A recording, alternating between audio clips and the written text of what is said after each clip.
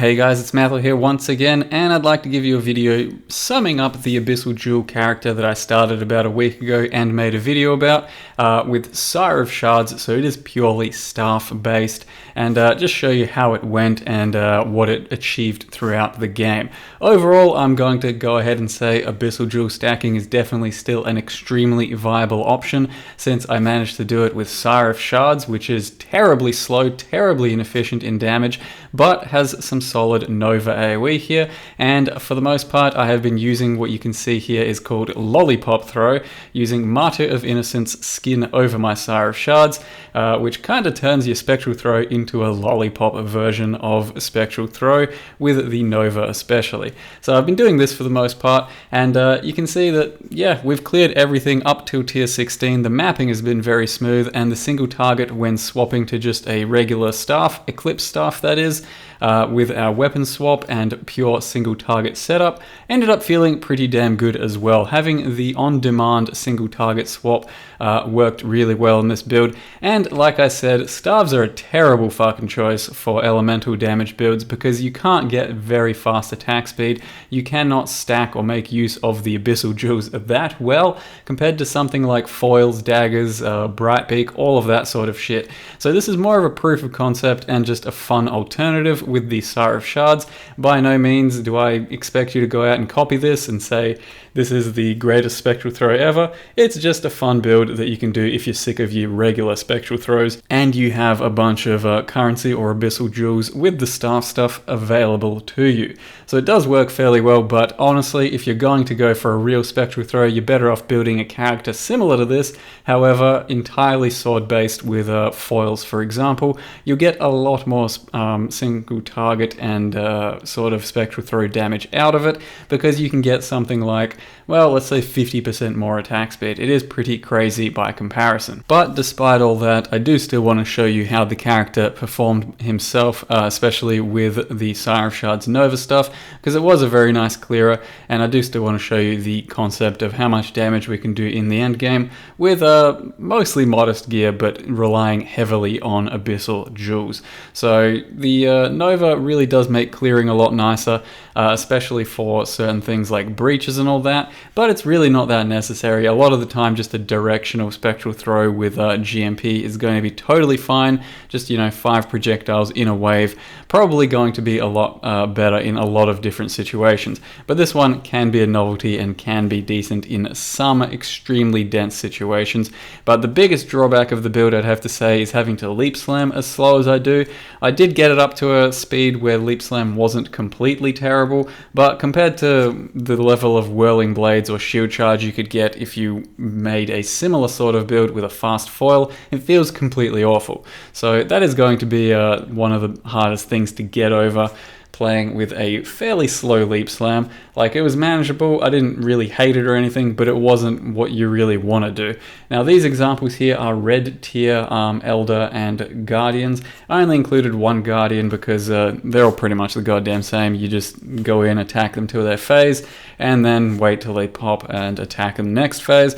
Over and over, it's pretty straightforward. This is a red tier Elder though, something like spawned in a tier 12. You can see the Slayer Leech going to work when he does his sort of drain attack, which just does nothing to you as a Slayer Ascendant. And then you can also see our AoE going to absolute town on this phase. So this phase is completely meaningless to this character because you just stand in the center, you right click, and you don't move.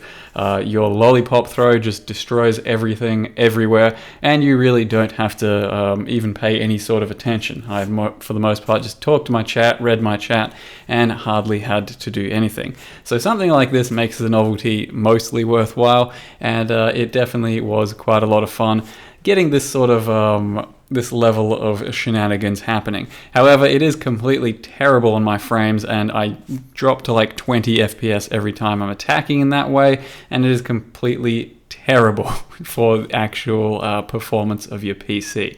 But then you just swap into your single target at a whim, and it's a really nice playstyle to be able to go from single target to AoE whenever you want with the press of a button, that button of course being X. Now I will also show you just one Guardian of the tier 16 variety. I did do all of them. I died to Chimera once or twice as I was trying to figure out how I want to leap slam, and I died to a minus max Phoenix once.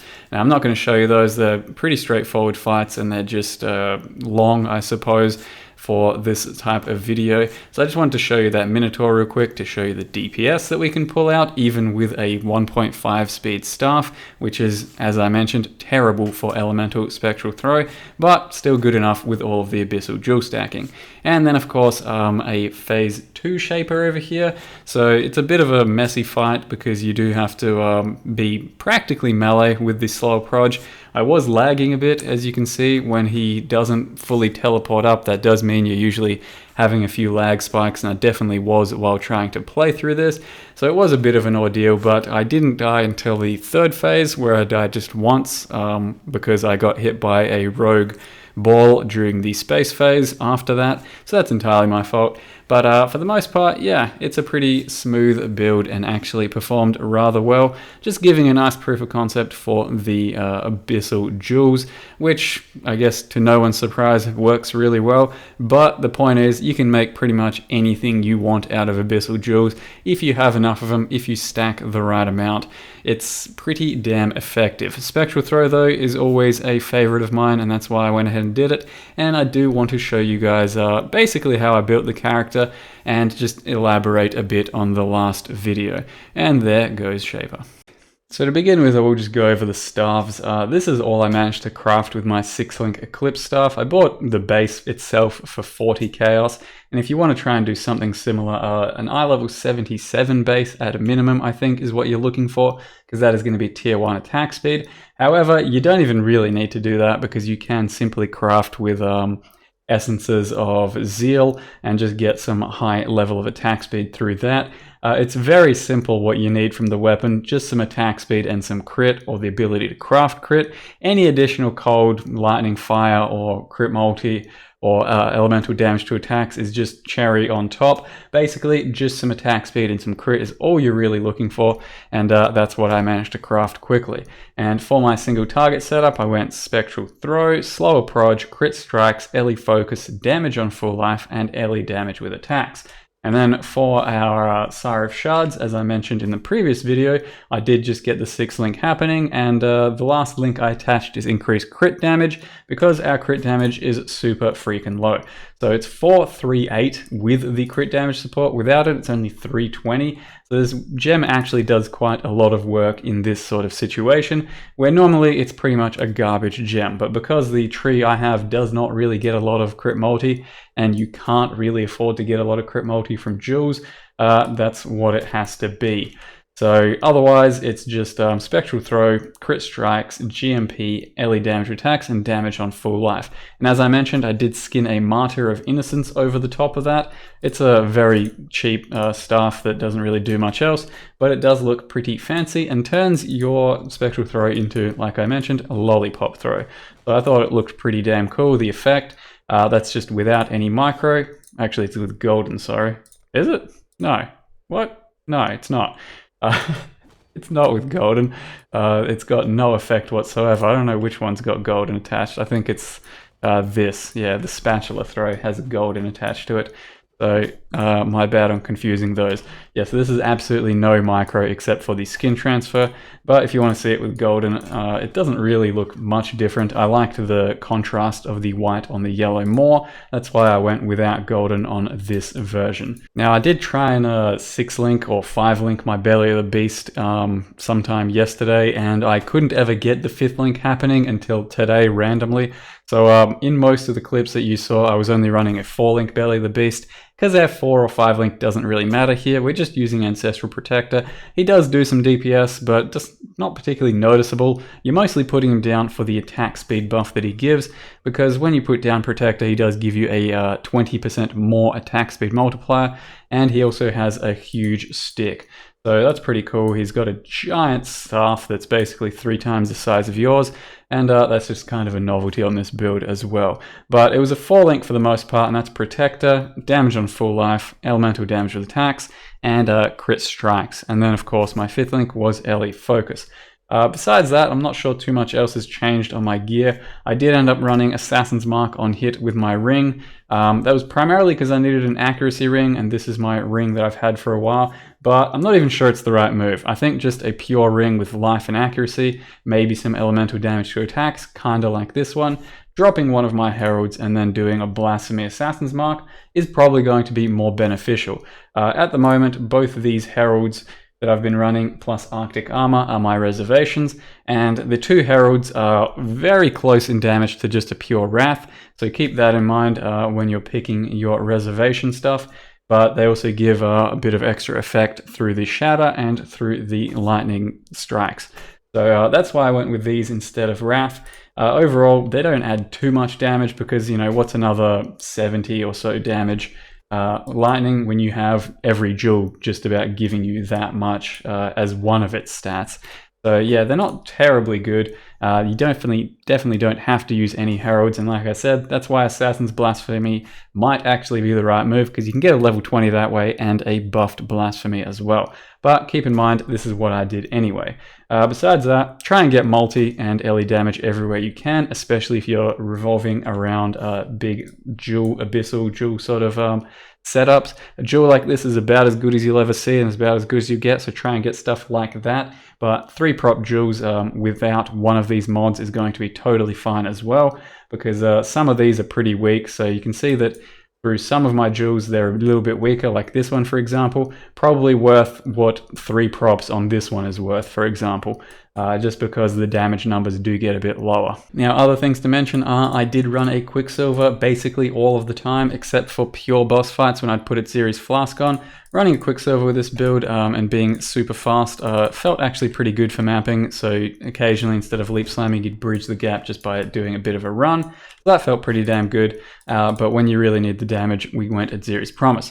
I did manage to triple balance my Wise Oak, and that's going to be pretty important for a character like this because it doesn't have any real penetration anywhere, so keep that in mind if you're going to go the Scion Ascendant route. You're probably going to have to, you know, stare at your tree, your gear, whatever, for about 20 minutes to figure out exactly how to balance everything. Typically, if you've got a couple of things you can mastercraft, it shouldn't be too hard to balance. You just got to figure out, you know, what needs to be blessed, for example, so 28 lightning resist there out of 30. What needs to be recrafted, what needs to be blessed, and chances are you should be able to figure out your Wise Oak resist to triple cap, so that you're getting the triple benefit of 15 pen and 10 reduction to all 3 resists.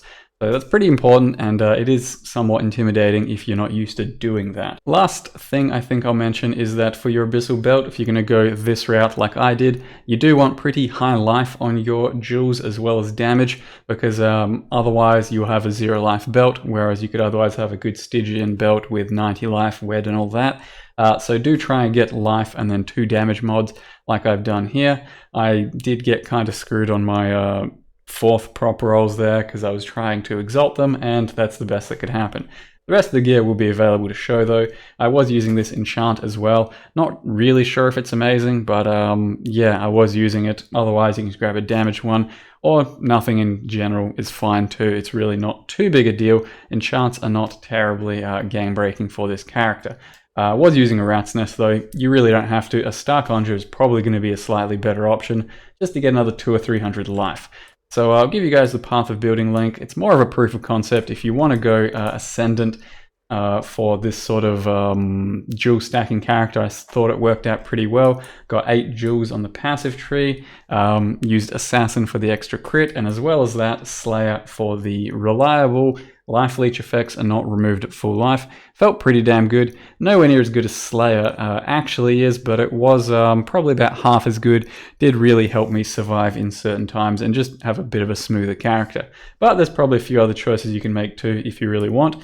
Just saying, Ascendant felt pretty good for the jewel stacking and the passives, but maybe some Inquisitor action, maybe some Pathfinder. Do whatever your heart desires. Abyssal Jewels though, I think they are definitely pretty worth building around right now. So thanks for watching, guys. Hope you enjoyed the video, and I'll see you next time.